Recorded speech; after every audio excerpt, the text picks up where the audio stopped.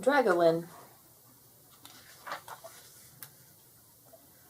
Once, in a place and time far, far away, where magical things grow in great profusion, were the swamps and marshes of Weaselana. They were not your ordinary swamps and marshes, but rather a magical place with magnolia trees above and Spanish moss below. It was a place of long-legged birds and lazy rivers that lulled the land to sleep with their melodic ripples lapping at the shore. Weaselana was a bit of land here and a bit of land there, connected by graceful arched bridges of flowering willow trees.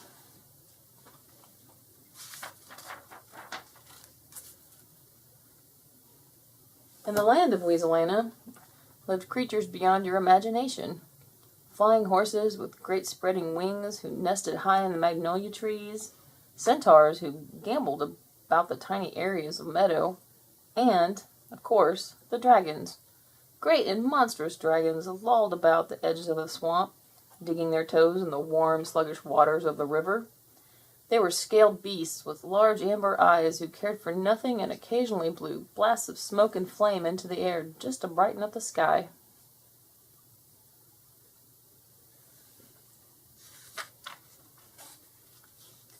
Strange creatures all, but none was stranger than a short, plump little dragon named Dragolin. Now, it was true that Dragolin, the same as all the dragons, had scales like flakes of emerald green stone, and it was true that he had beautiful, sad amber eyes. But what he didn't have, what made him the strangest of all, for a dragon, was that he couldn't flame a flame or even puff a cloud of smoke.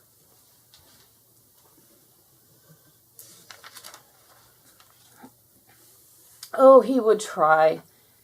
He would scrunch up his face into the most amazing contortion and grunt and groan, but the best he could do was blow a bit of half-baked smoke out his nose.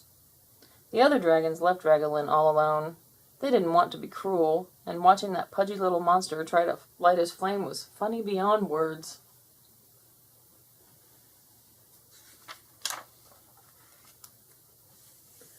One day, as Dragolin was trying with all his might to bake a small, pathetic beetle with no result, an armadillo happened by.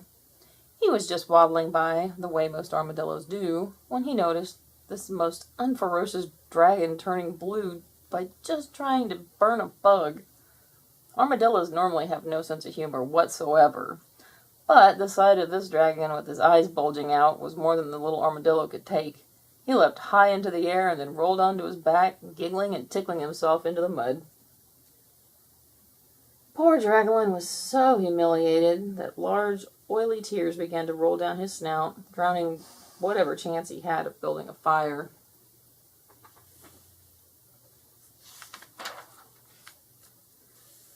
With a bit of effort, the armadillo was able to stop his laughing, and after wiping the tears of joy from his eye, he asked, "For why do you cry, little dragon?" Dragolin, having nothing better to do, and in great need of bearing his soul, told the armadillo his whole story. He told him of the humiliation and shame of not being able to light the ceremonial fires of dragon days further down in the swamp. He told the little creature how all of his fears had been realized when no flame, not even a little spark, would leap from his mouth as it was supposed to. And worse than that, until I can light the ceremonial flame, the other dragons won't even think of me as a fellow dragon.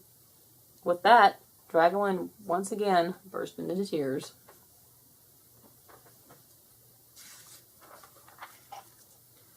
"Look," said the armadillo, "if you'll stop crying, I'll tell you the very simple secret of the swamps of Weaselana, and you shall have all the flame you desire."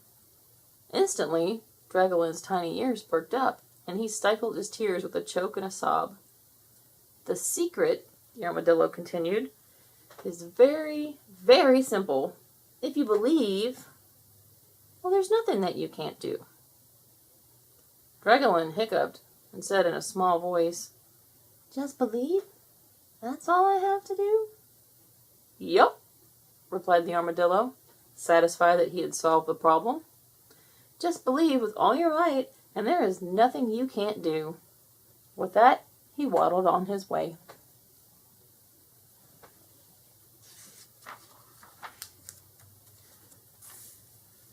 Just believe, huh? Dragolin muttered to himself. Just then, one of the great flying horses swooped low over the trees as if it were testing a swirl of wind. Dragolin's eyes opened wide in wonder. Then I believe that I can fly! His face contorted with the effort of believing. He climbed high into the branches of a great magnolia tree. His eyes scrunched closed in deep concentration. Dragolin took a deep, heavy breath and soared off the branch in a great glide. Unfortunately, that great glide only lasted the length of a very short sneeze, and Dragolin smashed into the mud far below.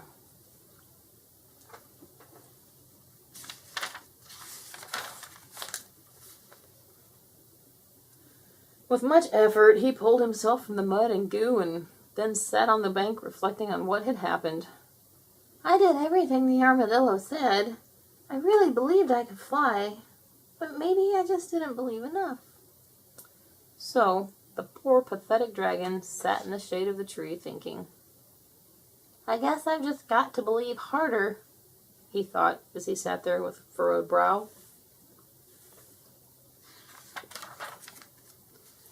He sat there, thinking, hours and hours. Finally, the armadillo happened by again and noticed the little dragon sitting in rigid concentration. The armadillo watched for a while, without being noticed, and then asked, Ahem, what are you doing? Why, Dragolin said with a bit perturbed at being disturbed, I'm concentrating on believing. As you said, if you believe, there's nothing you can't do. The first time I tried, I didn't believe enough. This time, I'm going to really believe. Once again, he closed his eyes tightly and went back to concentrating.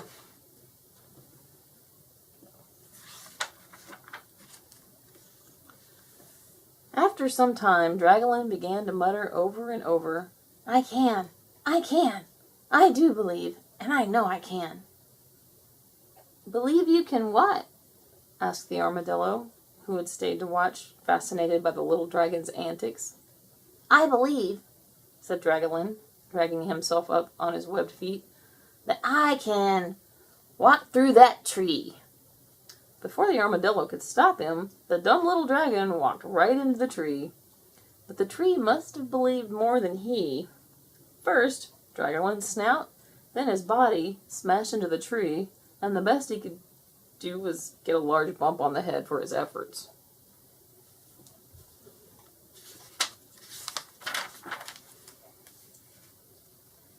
The armadillo held back his laughter as he helped the silly dragon to the edge of the river.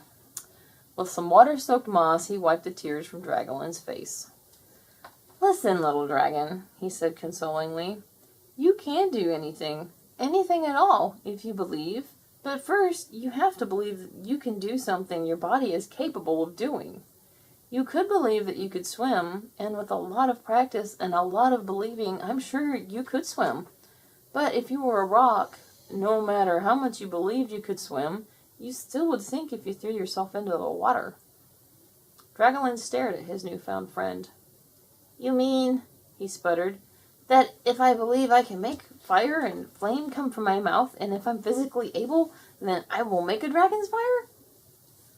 The armadillo smiled and said, Now you understand. All you have to do is believe with all your might, and nothing is impossible.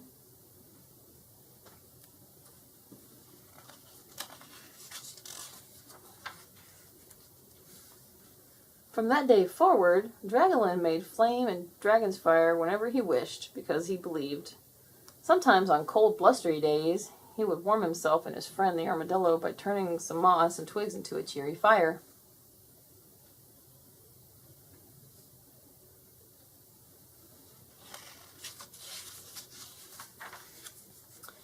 So, as you stand there wishing on a far and distant star, remember, by believing, you can be better than you are. The end. Please subscribe.